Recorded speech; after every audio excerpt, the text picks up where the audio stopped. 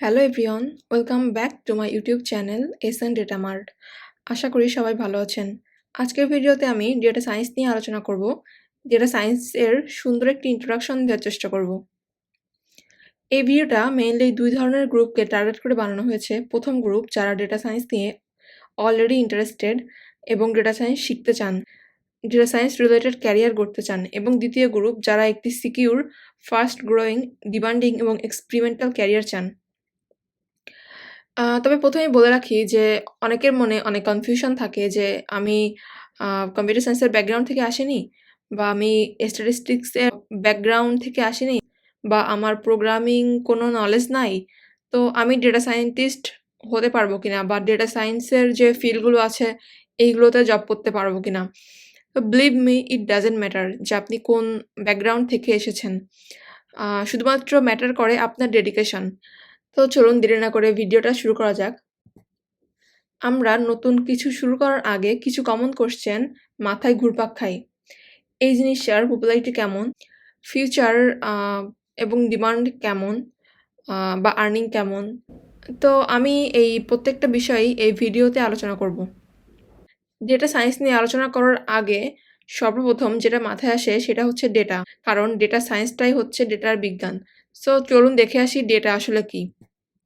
যে কোনো কিছুই ডেটা, যেমন কোনো নাম্বার, কোনো টেক্সট, ইমেজ, অডিও, ভিডিও, আমরা যা দেখি, শুনি, আশেপাশে যা কিছু আছে সব কিছুই কিন্তু ডেটা। ডেটা মানুষের তৈরিও হতে পারে, আবার কোনো মেশিন বা অন্যান্য সোর্স থেকেও তৈরি হতে পারে। Data generally database, spreadsheet, Excel file বা ক্লাউড স্টোরেজে স্টোর করে রাখা হয়। আর কোনো কিছুর গ্রাফ বা কোনো মেজারমেন্ট বা কোনো অবজারভেশন, কোনো ফ্যাক্টস, সব কিছু, এভরিথিং, ইচ অ্যান্ড এভরিথিং, সব কিছুই ডেটা। পৃথিবীতে ডেটার সংখ্যা দিনের পর দিন বেড়েই চলেছে। আইডিসি এর তথ্য অনুযায়ী 2025 সালের মধ্যে পৃথিবীতে মোট ডেটার পরিমাণ হবে 175 জেটাবাইট।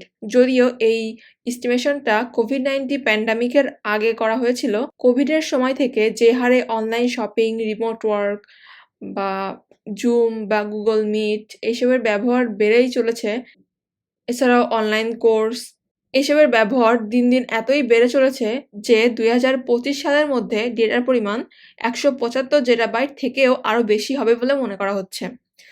তো এখানে আমি একটা গ্রাফ ইনক্লুড করেছি। তো এখানে 2016 থেকে 2019 পর্যন্ত এই কয়েকটা বছরে ডেটা মোটামুটি একটা হারে বেড়ে চলছিল। 2019 থেকে 2020 এই এক বছরে তুলনামূলক এতটা বাড়েনি, কিন্তু 2020 থেকে 21 প্যান্ডামিক আসার পর থেকে ডেটার সংখ্যার যে বৃদ্ধিটা এটা কিন্তু চোখে পড়ে। প্রচণ্ড দ্রুত এই এক বছরে ডেটার সংখ্যা অনেক গুণ বৃদ্ধি পেয়েছে তুলনামূলকভাবে। সো এখানে আমি একটা মেজারমেন্ট দিয়েছি, আপনারা চাইলে মেজারমেন্টটা দেখতে পারেন। তো হোয়াট ইজ ইনফরমেশন?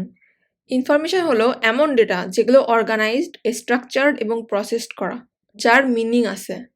যেমন ধরুন একটা স্টুডেন্টের নাম, সিজিপিএ, আইডি, ক্লাস পারফরমেন্স, এগুলো আলাদা আলাদা হলো এক একটা ডেটা।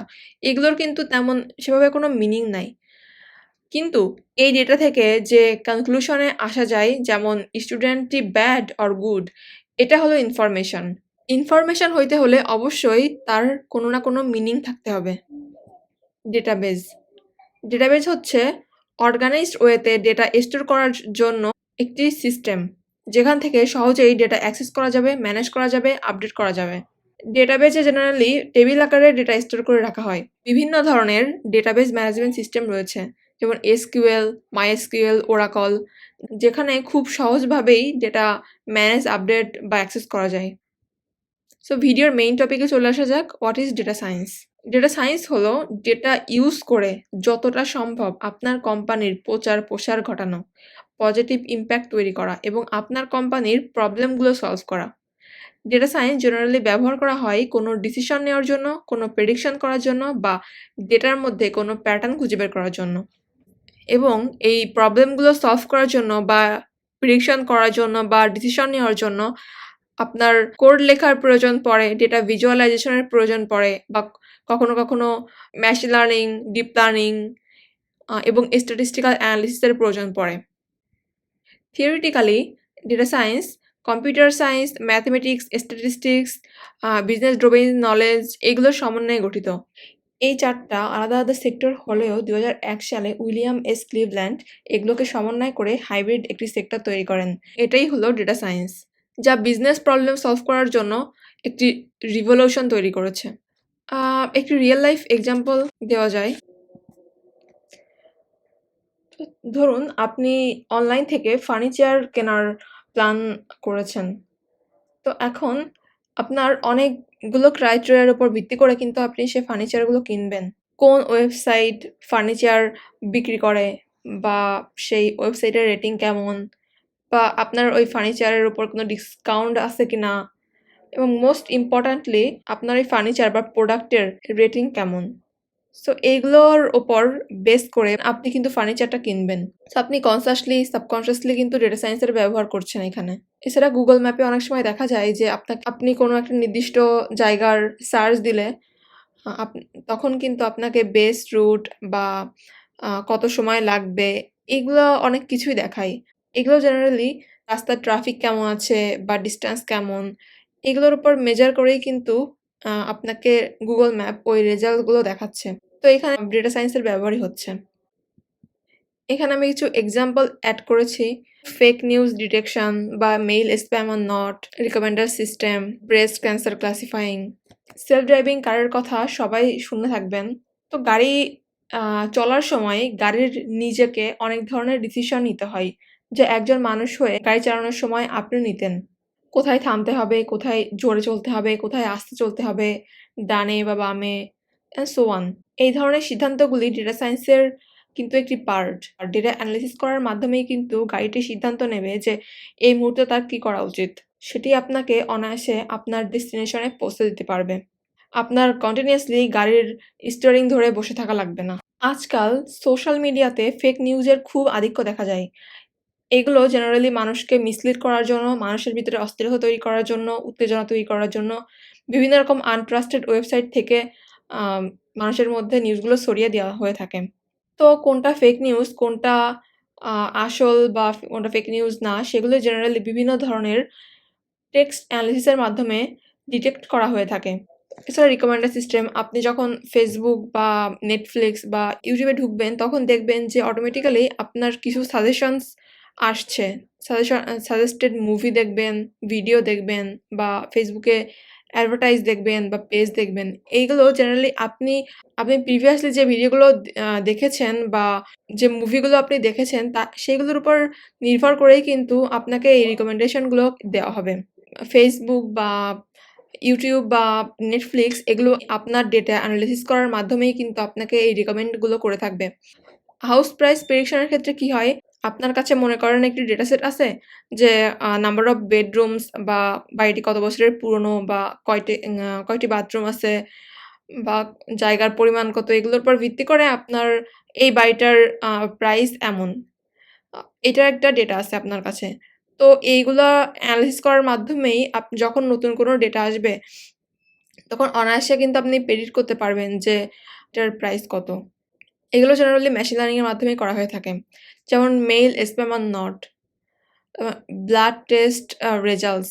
আপনার যখন মেইল আসে তখন দেখবেন অটোমেটিক্যালি কিছু, কিছু মেইল স্প্যামে অ্যাড হয়ে যায় বা কিছু মেইল সোশ্যাল বা প্রমোশনাল অ্যাড হয়ে যায়। এগুলো আগে থেকেই মেশিন লার্নিং এর মাধ্যমে ট্রেন করা বা ডিপ লার্নিং এর মাধ্যমে ট্রেন করা যে কোন ধরনের মেইল স্প্যাম ফোল্ডারে যাবে বা কোন ধরনের মেইল ইনবক্সে বা সোশ্যাল বা প্রমোশনালে আসবে। এছাড়াও ডায়াবেটিক্সের প্রবণতা আছে কিনা ইন ফিউচারে, পার্টিকুলার যে টিউমারটা এটা বেনাইন নাকি ম্যালিগন্যান্ট, এগুলোও কিন্তু আজকাল মেশিন লার্নিং এর মাধ্যমে বা ডিপ লার্নিং এর মাধ্যমে ট্রেন করে পরবর্তীতে নতুন ডেটা সেট যখন আসবে তখন সেইগুলো থেকে প্রেডিক্ট করা হচ্ছে যে আসলে ক্লাসিফাই করা হচ্ছে যে আসলে এই পার্টিকুলার টিউমারটা কোন ক্লাসের ভিতরে পড়ে, বেনাইন নাকি ম্যালিগন্যান্ট। আজকাল ডেটা সায়েন্সের ব্যবহার এতটাই বেড়ে চলেছে যে আমাদের জীবনের প্রত্যেকটা ক্ষেত্রেই ডেটা সায়েন্সের ব্যবহার করা সম্ভব এবং এটার অ্যাডভান্টেজ আমাদের প্রত্যেকেরই নেওয়া উচিত। ডেটা সায়েন্স যে টার্মটা, এটা ফুলফিল করার জন্য কিছু স্টেজ পার করতে হয়। প্রবলেম ফর্মুলেশন থেকে শুরু করে মডেল ডিপ্লয়মেন্ট, এখানে অনেকগুলি ধাপ আছে। প্রবলেম ফর্মুলেশন, এটা সবথেকে প্রথম ধাপ। সমস্যা কি, কি সমাধান দিতে হবে, কি কোয়েশ্চেনের অ্যান্সার পেলে সমস্যার কাঙ্ক্ষিত সমাধানের দিকে যেতে পারবো, কি ডেটা হাতে পেলে প্রবলেমটার খুব সুন্দর একটি ভিজুয়ালাইজেশন দেওয়া যাবে। এটাই হচ্ছে এই স্টেজের কাজ। ফর এক্সাম্পল, ধরুন আপনি একটি মার্কেটিং কোম্পানিতে জয়েন করলেন এবং এই কোম্পানি তাদের নিউ প্রোডাক্টের সেল বাড়াতে চায়, একই সাথে কাস্টমারদের অ্যাটেনশন সিক করতে চায়। সো এইখানে প্রবলেম ফর্মুলেশন স্টেজটা হলো আপনাকে আইডেন্টিফাই করতে হবে ঠিক কি পদক্ষেপ নিলে সেল বাড়বে ও কাস্টমাররাও এঙ্গেজ থাকবে। তার জন্য আপনি প্রোডাক্ট ফিচার, প্রাইসিং অ্যানালাইসিস করে দেখতে পারেন। বিভিন্ন মার্কেটিং ক্যাম্পেইন বা কাস্টমার ফিডব্যাকের দিকে নজর দিতে পারেন। ডেটা কালেকশন, এই স্টেজে আপনাকে পার্টিকুলার প্রবলেমের জন্য পর্যাপ্ত ও প্রাসঙ্গিক ডেটা কালেক্ট করতে হবে। ওয়েব স্ক্রাপিং, সার্ভে, বিভিন্ন ধরনের এক্সপেরিমেন্টসের মাধ্যমে আপনি এগুলো করতে পারেন। এখানে আপনি আপনার মার্কেটিং কোম্পানির জন্য customer behaviour related data collect করতে পারেন, যেমন প্রোডাক্ট রিভিউ, কার্ট অ্যাডিশন বা কেমন ক্রয় করছেন ওনারা ইত্যাদি। এইগুলো ওয়েবসাইট অ্যানালাইসিস এবং কাস্টমার সার্ভে দ্বারা করতে পারেন। এখানে এসকিউএল বা পার্সা বা স্ক্রাপি বিভিন্ন ধরনের টুলস আপনি ব্যবহার করতে পারেন। ডেটা প্রিপারেশন, এই স্টেজে আপনি আপনার কালেক্ট করা ডেটা ক্লিন, ট্রান্সফর্ম ও প্রস্তুত করবেন। অনেক সময় দেখা যায় ডেটার মধ্যে কিছু কলামে ভ্যালু মিসিং থাকে, অপ্রাসঙ্গিক ডেটা থাকে, সেগুলি খুব সুন্দরভাবে হ্যান্ডেল করতে পারেন। Data cleaning, normalisation, feature engineering, data integration এই স্টেজের অন্তর্ভুক্ত। সুতরাং ধরুন আপনি কাস্টমারের ডেটা থেকে ডুপ্লিকেট বা ইনকমপ্লিট ডেটা রিমুভ করলেন, তো আপনি এগুলো পাইথনের পান্ডাস বা নামপাই লাইব্রেরি দিয়ে করতে পারেন। ডেটা এক্সপ্লোরেশন, এই স্টেজে কালেক্ট করা ডেটা অ্যানালাইসিস করা হয়, ডেটার ভিতরকার প্যাটার্নস, রিলেশনস এবং ইনসাইট খুঁজে বের করা হয়। এই স্টেজের সাথে ইনক্লুড হচ্ছে ভিজুয়ালাইজেশন, স্ট্যাটিস্টিক্যাল অ্যানালিসিস।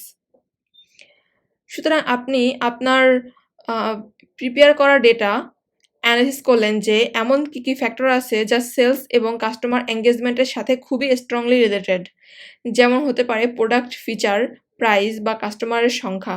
ভিজুয়ালাইজেশন বা স্ট্যাটিস্টিক্যাল অ্যানালিসিস করার জন্য ম্যাটপ্লটলিব, সিবন, পাওয়ার বিআই, এসপিএসএস এই টুলগুলো খুব পপুলারলি ব্যবহার করা হয়। ডেটা মডেলিং, এই স্টেজে আপনি মেশিন লার্নিং, ডিপ লার্নিং বা ন্যাচারাল ল্যাঙ্গুয়েজ প্রসেসিং ব্যবহার করে মডেল বিল্ড করতে পারবেন। আপনার প্রবলেমের রিকোয়ারমেন্টস অনুযায়ী machine learning, deep learning algorithm ব্যবহার করবেন। মডেলকে কালেক্ট করা ডেটা দ্বারা ট্রেন করবেন। এখানে scikit learn, tensor flow, generally এইগুলো খুবই পপুলার। মডেল ইভ্যালুয়েশনে আপনি মডেলের ওভারঅল পারফরমেন্স ইভ্যালুয়েট করবেন, নতুন ডেটা দিয়ে টেস্ট করবেন। এখানেও generally scikit learn, tensor flow এইগুলো ব্যবহার করা হয়। মডেলের অ্যাকুরেসি কেমন আসছে, ইরর কেমন আসছে, ওভারঅল পারফরমেন্স কি, এই স্টেজে এইগুলাই করা হয়ে থাকে। মডেল ডিপ্লয়মেন্ট, ডেটা সায়েন্সে মডেল ডিপ্লয়মেন্ট বলতে ডেভেলপ করা মেশিন লার্নিং মডেলকে ব্যবহারকারীদের জন্য অ্যাভেলেবেল করার একটি প্রক্রিয়া, যেখানে নতুন ডেটা ব্যবহার করে নতুন প্রেডিকশন করা যায়। মডেল ডিপ্লয়মেন্টের পর আপনার কোম্পানি সেটা ব্যবহার করে কাস্টমারদের অতীতের ক্রয়ের ইতিহাস ও আচরণের উপর ভিত্তি করে একটি নির্দিষ্ট নতুন প্রোডাক্ট কেনার প্রতি তাদের সম্ভাবনা প্রেডিক্ট করতে পারবে এবং পরবর্তীতে এই প্রেডিকশন ব্যবহার করে পর্যাপ্ত এবং ফলপ্রসূ স্টেপ নিতে পারবে। মডেল ডিপ্লয়মেন্টের জন্য basically Flask, Django, React, Excel এগুলো খুবই পপুলার। এনভায়রনমেন্ট, ডেটা সায়েন্সের প্রজেক্ট কমপ্লিট করতে আপনার অবশ্যই একটি এনভায়রনমেন্ট লাগবে। আপনার পাইথন বা আর ব্যবহার করতে পারেন, পাইচ্যাম, তারপর হচ্ছে জুপিটার নোটবুক বা জুপিটার ল্যাব বা ভিজুয়াল স্টুডিও কোড বা গুগল কোল্যাব, আপনি এগুলো ব্যবহার করতে পারেন। যেহেতু এটা একটা ইন্ট্রোডাক্টরি ভিডিও, তো এখানে আমি অল্প করে আলোচনা করে যাচ্ছি। প্রত্যেকটা স্টেপ এবং প্রত্যেকটা যে টুলস বা টেকনিক এগুলো আমি ব্যবহার করে দেখাবো আমার পরবর্তী ভিডিওগুলোতে। আশা করি তখন আপনাদের কাছে সবকিছুই সহজ হয়ে যাবে। পপুলারিটি অফ ডেটা সায়েন্স, পৃথিবীতে ডেটার পরিমাণ দিন বেড়েই চলেছে। সেই সাথে তাল মিলিয়ে ডেটা সায়েন্স ফিল্ডটারও অনেক প্রচার হচ্ছে, কারণ ডেটা ম্যানেজ করার জন্য অবশ্যই কাউকে না কাউকে প্রয়োজন। লিঙ্কডইনের তথ্য মতে 2020-এ ইউএসএতে থার্ড মোস্ট প্রমিসিং জব হলো data scientist with 37% annual growth rate, যেটা 2001 সালে 56% অ্যানুয়াল গ্রোথ রেটে পরিণত হয়েছে। রিসেন্টলি পৃথিবীর বিভিন্ন ইউনিভার্সিটিগুলোতে জাস্ট ডেটা সায়েন্সের ওপর কোর্স অফার করছে। এছাড়া অনলাইনে ডেটা সায়েন্সের অনেক ভিডিও বা অনেক কোর্স আপনি পাবেন, যেগুলো নতুন বিভিন্ন রকম ওয়েবসাইট থেকে অফার করা হচ্ছে। ডেটা সায়েন্সের অনেক বেশি ভ্যালু রয়েছে। বিভিন্ন রকম ইন্ডাস্ট্রি, হেলথ কেয়ার থেকে শুরু করে অর্থনীতি, প্রত্যেকটা জায়গায় আপনি ডেটা সায়েন্সের ব্যবহার দেখতে পাবেন। ডেটা সায়েন্সের প্রচুর ক্যারিয়ার অপরচুনিটি তৈরি হচ্ছে দিন, যার কারণে আজকাল মানুষ ডেটা সায়েন্সের দিকেই বেশি ঝুঁকছে। ডেটা সায়েন্সের ফিউচার তো বুঝতেই পারছেন ফিউচার কেমন হওয়ার কথা। যেহেতু ডেটা এত হারে বেড়েই চলেছে, তো ফিউচারটা অবশ্যই ব্রাইটই হবে। বলার অপেক্ষা রাখে না যে দিন ডেটার পরিমাণ যত বাড়বে, ডেটা সায়েন্টিস্টদের ডিমান্ডও তত বাড়বে এবং জব অপরচুনিটিও বাড়বে। ডেটা সায়েন্সের ওপর বেস করে নতুন আর্টিফিশিয়াল ইন্টেলিজেন্স তৈরি হচ্ছে। সেলফ ড্রাইভিং কার থেকে শুরু করে পার্সোনালাইজড হেলথ কেয়ার, সব কিছুই ডেটা সায়েন্সের উদাহরণ। আর্নিং, সো যে জবের ফিউচার ব্রাইট তার আর্নিংও তেমনই হওয়ার কথা। ডেটা সায়েন্টিস্টদের স্যালারি জেনারেলি বিভিন্ন ফ্যাক্টরের উপর নির্ভর করে, যেমন কোন ধরনের ইন্ডাস্ট্রি, তার লোকেশন, আপনার এক্সপিরিয়েন্স, আপনার এডুকেশন। তবে জেনারেল রেঞ্জ হচ্ছে $70,000 থেকে $2,00,000 পর্যন্ত, যা বাংলা টাকায় 70 লাখ থেকে 2 কোটি, মাসে 16 থেকে 17 লাখ। তো বুঝতেই পারছেন এটার আর্নিং। ইন্ডিয়াতেও ডেটা সায়েন্টিস্টদের ডিমান্ড অনেক বেশি বেড়েই চলেছে।